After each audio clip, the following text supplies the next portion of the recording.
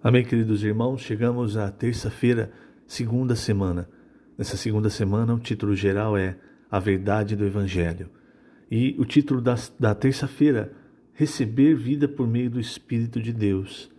O versículo, Jó 33:4. O Espírito de Deus me fez e o sopro do Todo-Poderoso me dá vida. Senhor Jesus, obrigado, Senhor, obrigado por mais um dia. E mais uma vez te agradecemos por tuas misericórdias que se renovam a cada dia. Sem elas, nem acordaríamos, nem levantaríamos de nossas camas, mas o Senhor tem tido misericórdia de nós, o Senhor tem cuidado de nosso corpo, alma e espírito.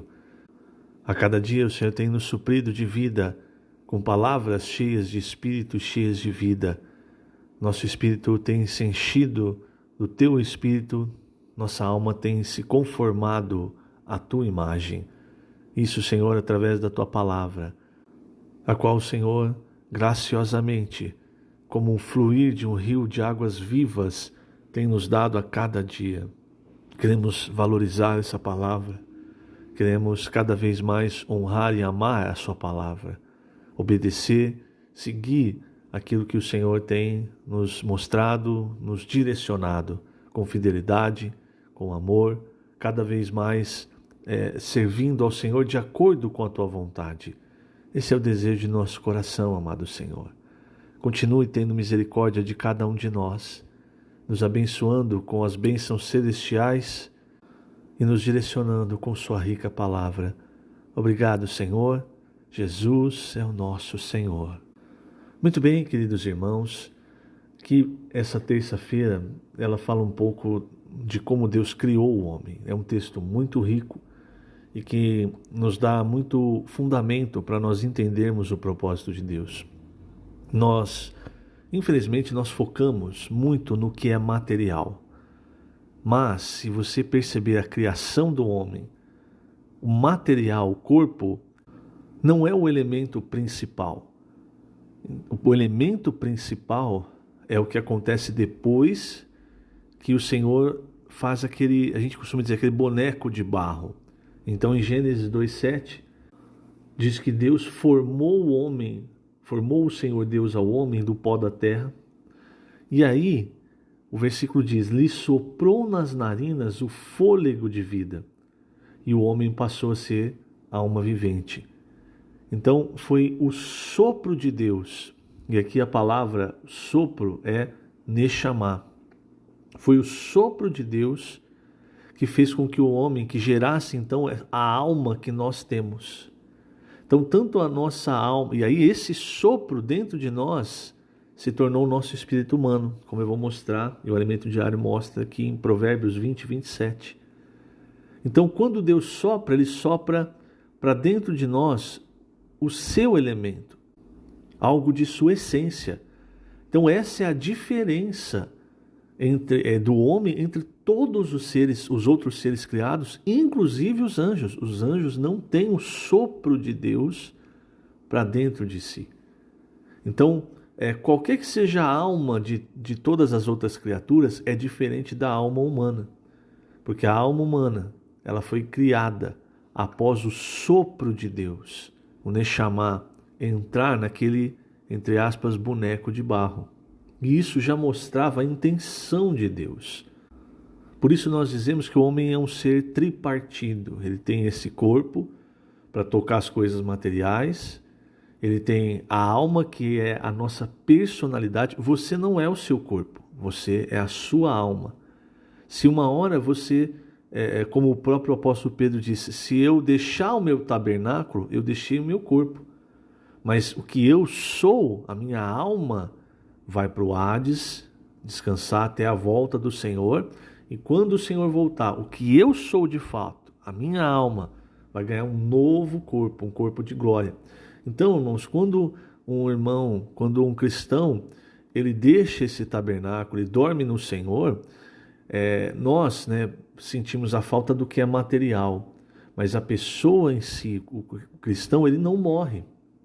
Ele é eterno, porque ele recebeu o sopro de Deus, o sopro do Deus eterno.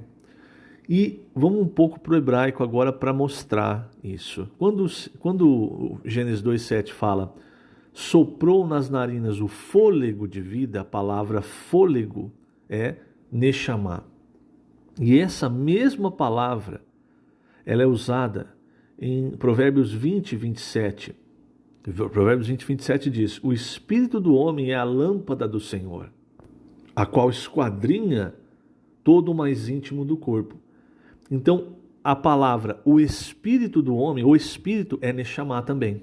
Então, tanto a palavra espírito, em Provérbios 20, 27, que está denotando o espírito do homem, não o espírito de Deus, o espírito do homem, quanto a palavra soprou nas narinas o fôlego, são, em hebraico, é a mesma palavra, é Neshama. O que nos mostra que o sopro de Deus, ele não entrou e saiu. Ele entrou no homem, e ele permanece no homem como o espírito humano. E é exatamente porque nós temos esse fôlego de Deus, esse espírito humano, que nós podemos contatar o próprio Deus para dentro de nós. É a mesma essência. Então veja que Deus, quando falou, criou o homem à sua imagem e semelhança, a semelhança algo externo e a imagem algo interno, com o espírito do homem, o espírito humano, esse sopro que veio de Deus, exatamente para que o homem recebesse Deus como sua vida e aí então expressasse a Deus. E nós temos outros versículos também que mostram, que dão essa conotação, principalmente no livro de Jó.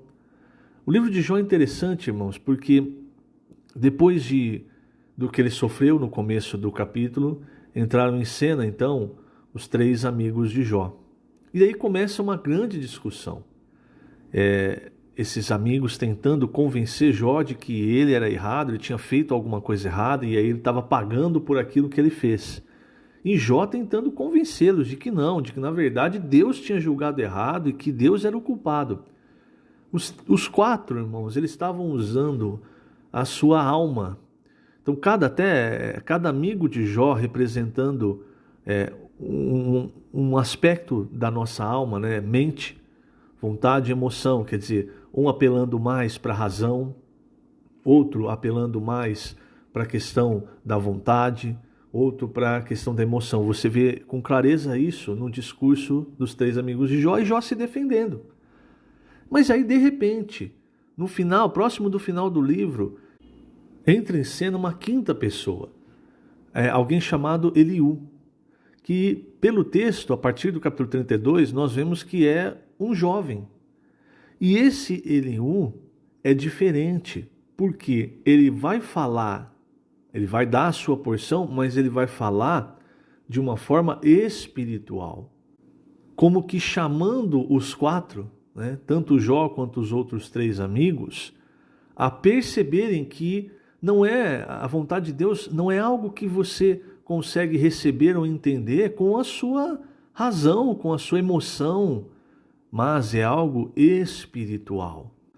E ele mostra então que é preciso recorrer ao Espírito. Então, ele fala Gênesis, em Jó 32:8, ele diz: na verdade, há um espírito no homem. Então, quando ele fala assim, espírito, ele está... a palavra grega é ruach. Talvez a minha pronúncia não seja muito boa, né? Peço perdão. É a palavra em hebraico que define o espírito de uma maneira geral.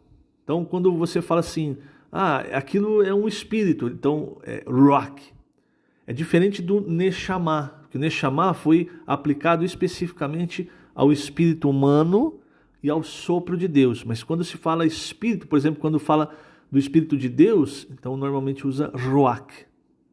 Por isso, veja só, versículo 8, Jó 32. Na verdade, há um espírito no homem, um ruach, e o sopro do Todo-Poderoso o faz sábio. Aí, quando ele fala o sopro do Todo-Poderoso, é Neshama. Para mostrar o que Eliú queria. Ele queria mostrar o seguinte: vocês estão falando muitas palavras, mas vocês querem saber da verdade? É no espírito do homem que se encontra a verdadeira sabedoria para conhecer tanto o homem quanto às coisas de Deus. Isso também é falado pelo apóstolo Paulo em 1 Coríntios 2. No versículo 11, o apóstolo Paulo diz: porque qual dos homens sabe as coisas do homem, senão o seu próprio espírito? Tá vendo? O próprio espírito, ele está falando do espírito humano.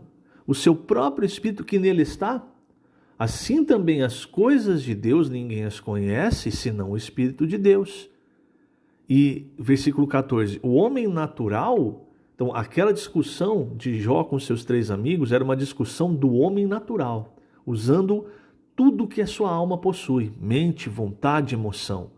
Versículo 14, 1 Coríntios 2, ora o homem natural não aceita as coisas do Espírito de Deus, por isso que surgiu Eliú, para trazê-los de volta à esfera do Espírito. O homem natural não aceita as coisas do Espírito de Deus porque eles são loucura e não pode entendê-las, porque elas se discernem espiritualmente.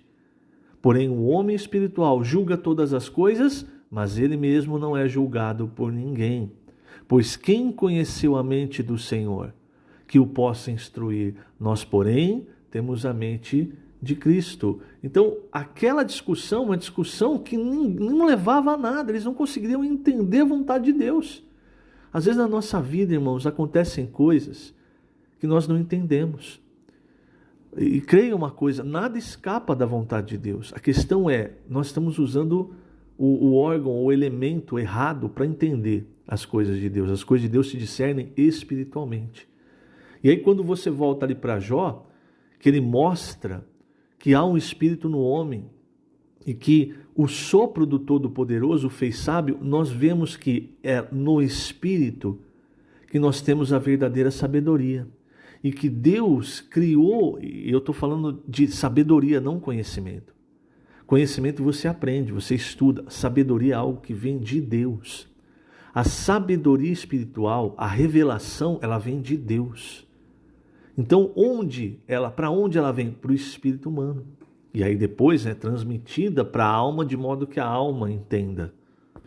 Então Deus cria o homem com esse espírito exatamente para que ele possa ter essa sabedoria. A sabedoria espiritual, a sabedoria que vem de Deus. E não simplesmente a sabedoria do homem natural. E mais ainda, continuando, Jó 33:4, o Espírito de Deus me fez e o sopro do Todo-Poderoso me dá vida. Novamente, a palavra Espírito de Deus aqui é Ruach. E a palavra sopro do Todo-Poderoso, Neshama, indicando o nosso espírito. Então, quando nós temos sabedoria, quando nós temos vida, não é na nossa alma, na nossa mente, vontade e emoção.